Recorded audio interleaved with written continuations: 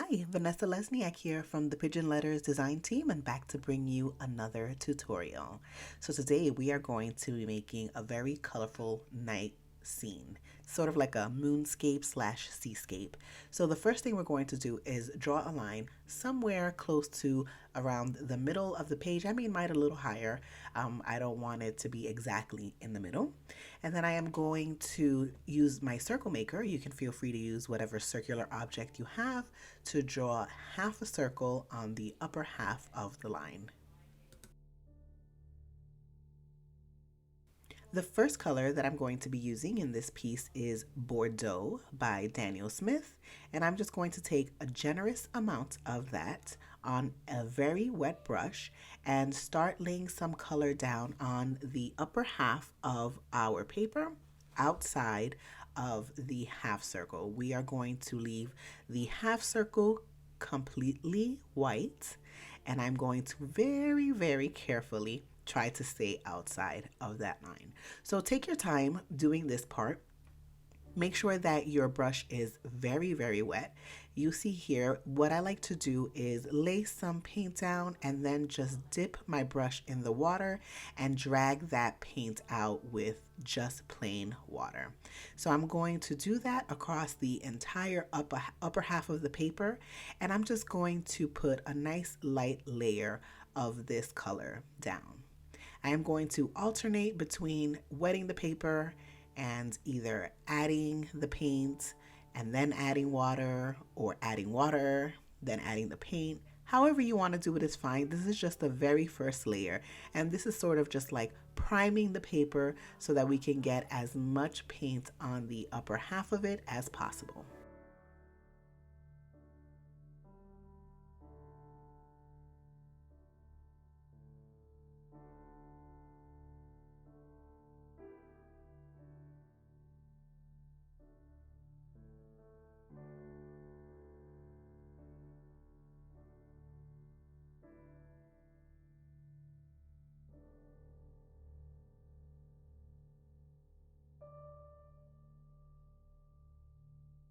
And remember, try your best to stay outside of that circle. Okay, now I got a little bit of that Bordeaux on, and I'm going to switch colors, and I am going to use Bright Clear Violet. This is by Magello Mission Gold. And as you'll see, I am using all of these colors straight from the pan. So I'm not really worried about keeping it light from this point on. I want my colors nice and saturated. So I am laying the Bright Clear Violet along the outer edge of that initial color that I put down. So close to the moon, we're adding the Bordeaux, and around the edges and the outer half of the paper, we are adding the Bright Clear Violet. Now, all of these colors are going to gradually begin mixing in together, and that is okay. You want all the colors to blend in nicely together. We want a nice smooth blend. So don't worry too much about, trying to keep the colors separate. You'll see here that I am beginning to darken the inner ring, I'll call it, by adding in some more Bordeaux. Here's a little tip. Try your very best to keep the heaviest color away from that outer portion of your moon. So right where you made your circular mark, try to keep that little portion as light as possible. We're going to be adding some white to lighten that up even more. So again, if it gets in there, don't worry too much about it. Now I'm going to take some Peacock Blue by Magello Mission Gold, and I'm going to add that along the outer edge of the paper, because as the light goes out towards the edges of the paper, I just want it to get a bit darker. So it's going to go from reddish to purplish to dark blue to almost black. That's the look that we're going for. If you have too much water on your paper and the water and the paint start to pool around the edges, just grab a paper towel and a dry-ish brush and soak some of that water up. We don't want to have any puddles on our paper. And now we are going back to the bright clear violet. And I am making sort of a pattern that kind of mimics the rays of the sun, right? So we're gonna have this ray effect coming out of the moon. So the colors are just going to interchange between the purple and the Bordeaux in this pattern, like rays shooting out of it. How many times can I say rays in one sentence? So that's what we're doing here. And I am going to continue with this pattern until it reaches a saturation that I am comfortable with. So fairly dark. After you're happy with the color saturation, we're going to move on to Payne's Gray. So if you're not happy with it or it starts drying lighter, don't worry. We are going to come back to it and darken it even further in a little bit. So the Payne's Gray, I am keeping around the edges mainly, and then as I bring in the Payne's Gray, it's going to start mixing in with that purple and with the Bordeaux. So as it comes in towards the moon, you're gonna have all of those colors nicely mixed together. But the highest saturation of the Payne's Gray is going to be along the edges. Next, it is time to bring in some white. So we're gonna have the moon look like it's a little glowy along the edges, right? So that's why we wanna keep the edges as light as you can, but if you cannot, don't worry because we're bringing in the white here. So I am using Copic Opaque White. Feel free to use any white you have, such as gouache, white watercolor, maybe even acrylic that's watered down, any white medium that you have. And you're going to start by adding a little bit of white around the edges and then cleaning off your brush, drying it on a paper towel, and then pull some of that white out. And what you're going to see is that it's also going to mimic that ray effect, right? So it's going to look like rays shooting out of the moon if you pull it out in little sections. So continue to do that. If you want it to be whiter and brighter than it is, you can feel free to add a second layer. We're also going to add another layer closer to the ends. But for right now, we're just putting in a nice light layer and we're pulling out some of that white.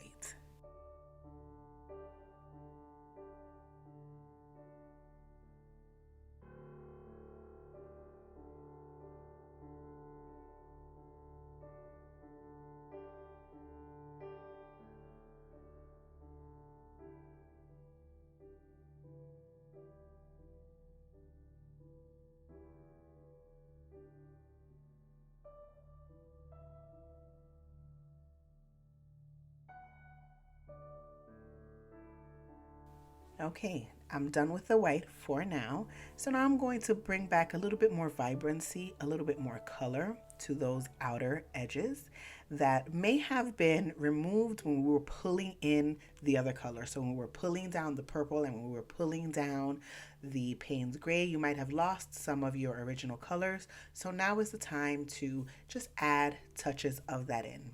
If you get harsh lines such as this one, just clean off your brush, dry it a little, and then blend the colors out again.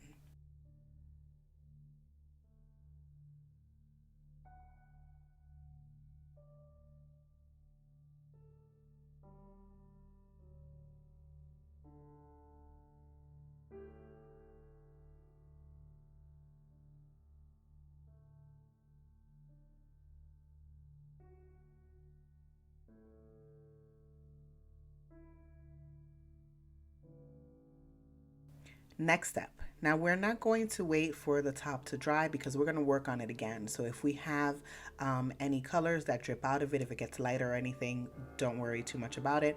We're going to come back up to that.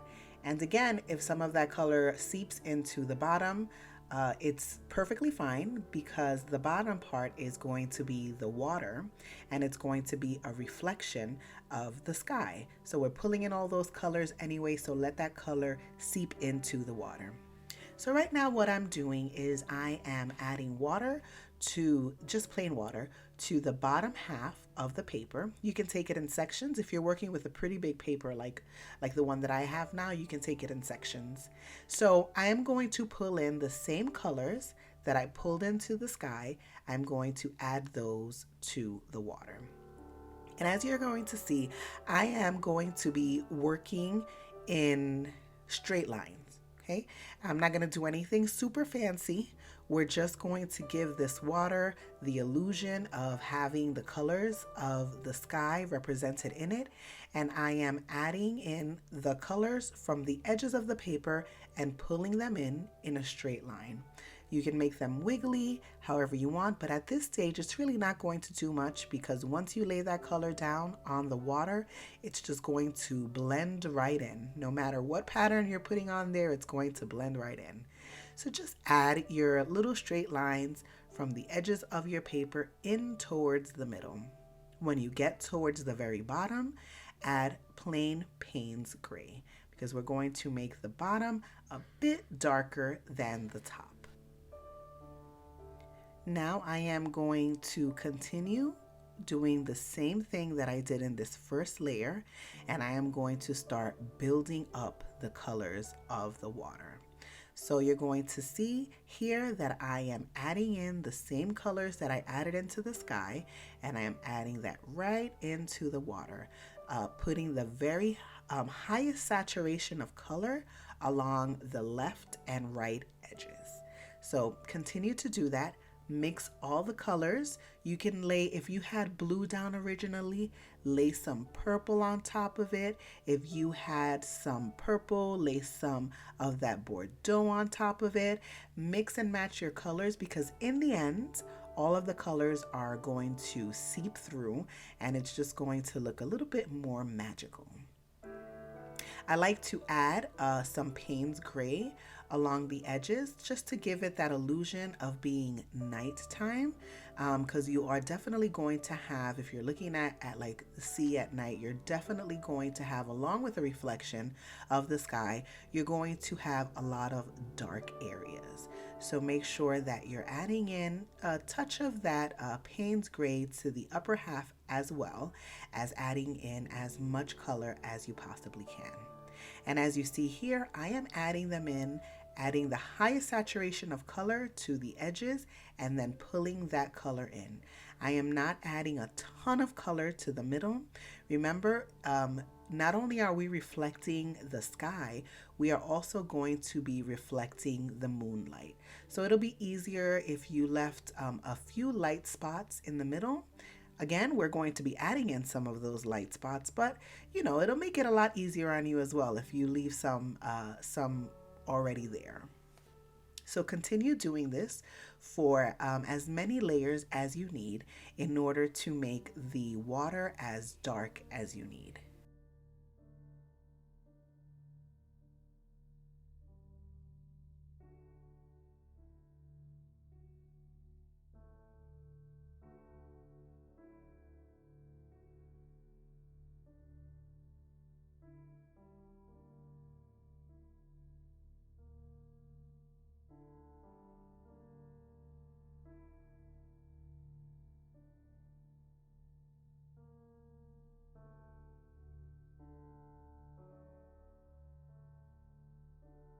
When you are satisfied with the look of your water, go ahead and grab your white, and while the paper is still wet, lay some of that white down directly under the moon. So in order to make this a bit more effective, what we're going to do is, as the light moves down the paper, so as the light from the moon moves down towards the bottom of the paper, you will start tapering that light down your paper. So we're not going to make it all the same length across the paper. It's going to get thinner and thinner as it reaches the bottom. Here's a little tip for you. Frequently wash and dry your brush off as you're moving down the paper, because since the paper is still wet, you're going to start picking up a lot of the colors that are already on the paper. So we don't want this first layer to be super, super bright white, but we do want it white. We don't want it to get too muddy. So every so often, clean your brush off either on a paper towel or clean it off in your jar of water and bring some of that white down. Again, we are going to work another layer of this in a little later on. So you don't have to fuss too much over this. And if it's not as white as you want it, that's okay. We're going to add in some more white in a bit.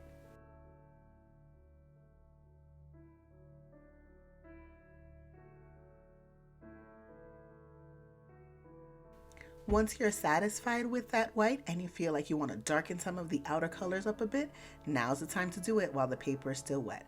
You can also define some of those edges of the white light that's cast in the water by overlapping some of your color into the white and making it just a little bit more crisp.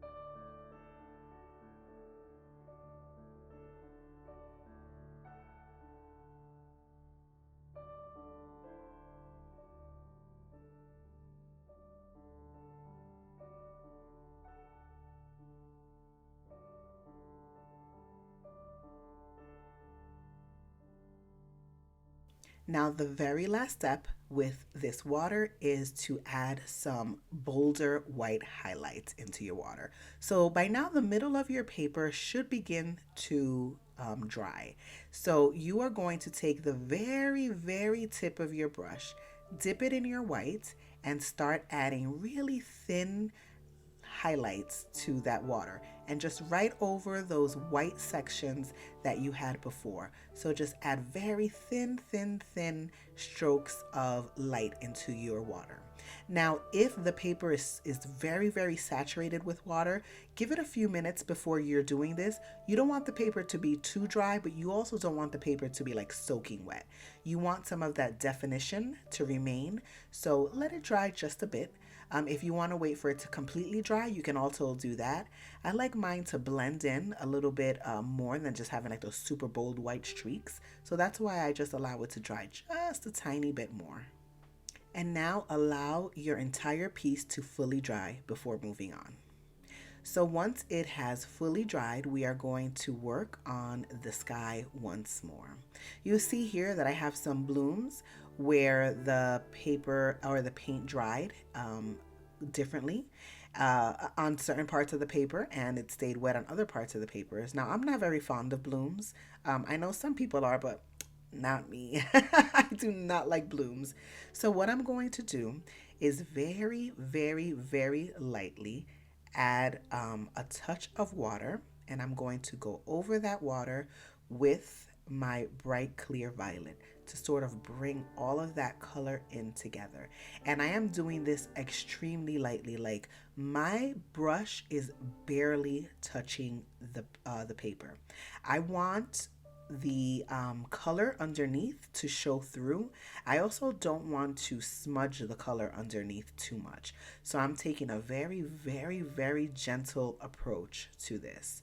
So just barely skimming over the paper.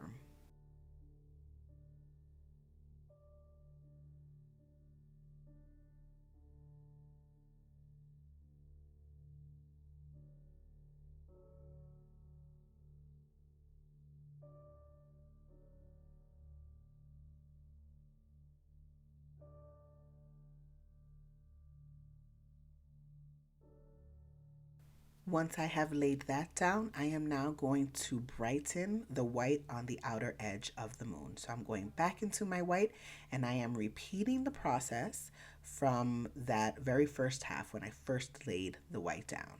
So I'm laying down some white and then I am pulling some of it out with my brush.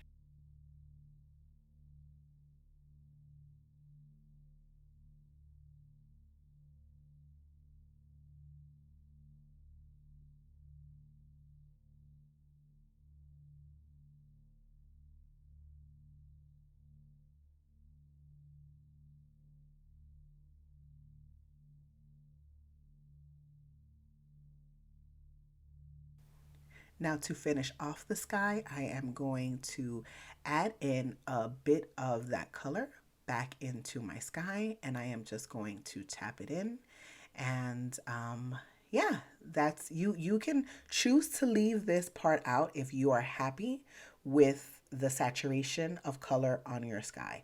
I wanted mine to be just a little bit bolder, so I'm adding a little bit more color while the piece is still wet, right? Might as well take advantage of this still being wet because the colors are still all gonna blend in nicely together.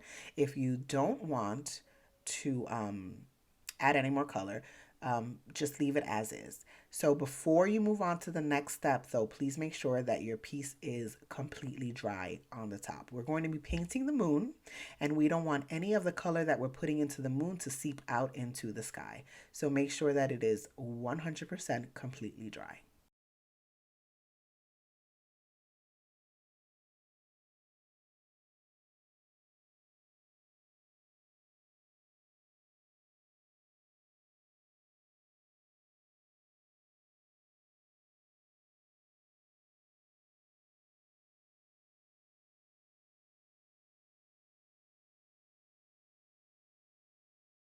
Okay, now we are going to work on the moon. So the reason that we left the moon nice and bright and white is because we're going to be working with a completely different color on the moon, and we are not going to completely saturate the moon with color. We want some of that white to show through. So first step is to completely wet the inside of the moon with water. Just make sure to stay in the moon. If any of the water gets outside of the moon, it might re-wet that paint and have that paint color seep into the moon or have the moon color seep out into the sky. So make sure that the area right around the border of that moon is completely dry. Now I'm going to be using Moon Glow by Daniel Smith. And Moon Glow is one of those very special pigments that once you lay it down, it separates into like 2 to 3 colors. So you're going to get a little bit of like a purple, a little bit of a turquoise color in there. It's just a beautiful color that it separates into 2 or 3 different colors. So I'm going to be adding a very, very light layer along the border and using a lot of water to pull that paint out around the moon and into the moon. And once you have that border in, just pull a lot of it or most of it into the moon. Remember to try to keep it all inside the moon. Once you have everything set, what I really like to do at this point is just to tap some of that color in. I don't want to use any even swishing motions around my paper. I'm just going to tap some of that color in. And once that color is tapped in, I'm just going to go in with a clean brush, just plain water, and disperse some of that color. There's going to be a lot of white spots in between. And just add some water and leave it as is. Don't mess with it too much.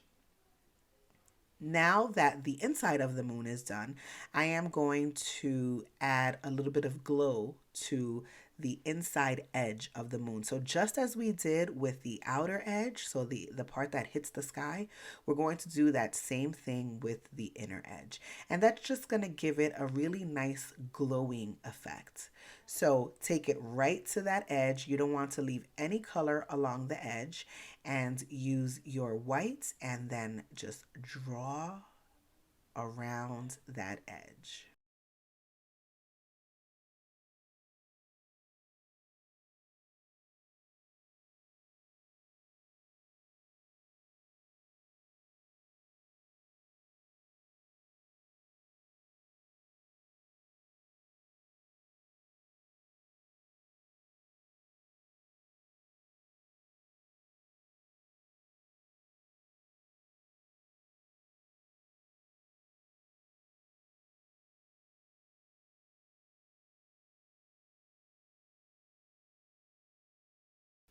Once you're satisfied with the amount of white you have, go in with a nice clean, damp brush and pull some of that white down into the moon.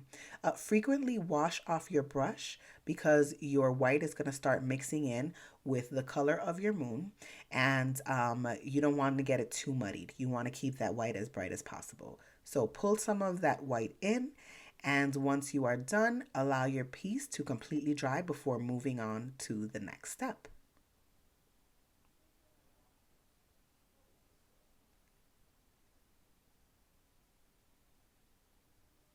Okay, so our piece is completely dry, and now we're going to add a couple of small little details to kind of tie everything together.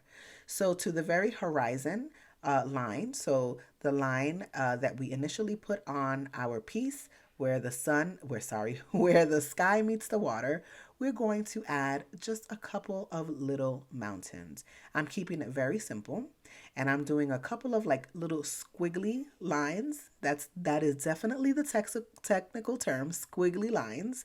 We don't want our mountains to be like completely triangular. We want to give them not realistic, but semi-realistic, right? We want to give them just a little bit of depth, make it look, fairly realistic. So we're going to do some squiggly lines. We're not going to make them completely straight. And this is perfect if you have shaky hands like I do, then you're not expected to have like the perfect triangular mountains. We're just going to have some squiggly lines to give it the effect that there are some mountains back in that distance.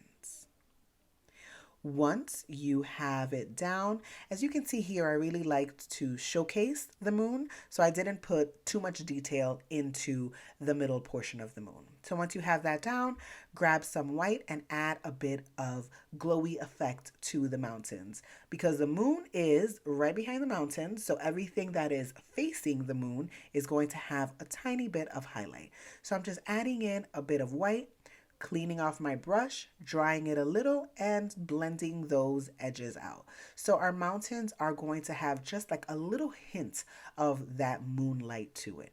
So every part that is sort of like facing the moon. So if you're working on your right side of your paper, all of the mountain areas on the left are going to have a little bit of glow. If you're working on the left, all of the areas on the right are going to have a little bit of glow.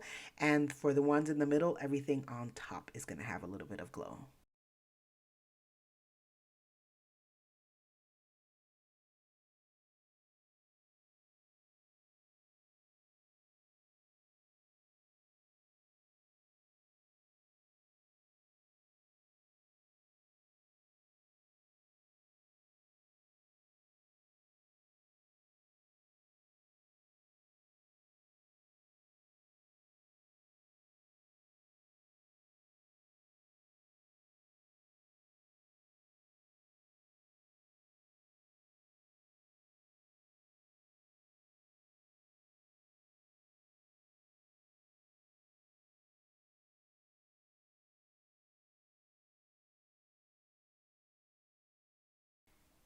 Once you are done with your mountains, then it's time for my favorite part, putting the splatter, so the stars.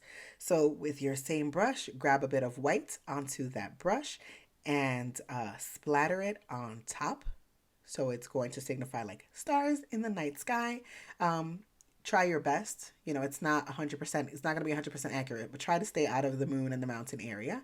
And then we are going to add a little bit of that same starry effect to the bottom. We don't want to add too much because again, this is just a reflection of the sky. So we don't want to add too much and we don't want to make them too bold.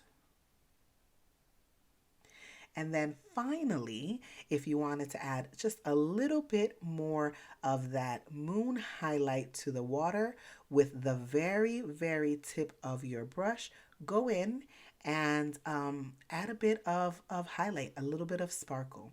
You can also do this with a white gel pen. You can also switch to a liner brush or an even smaller brush.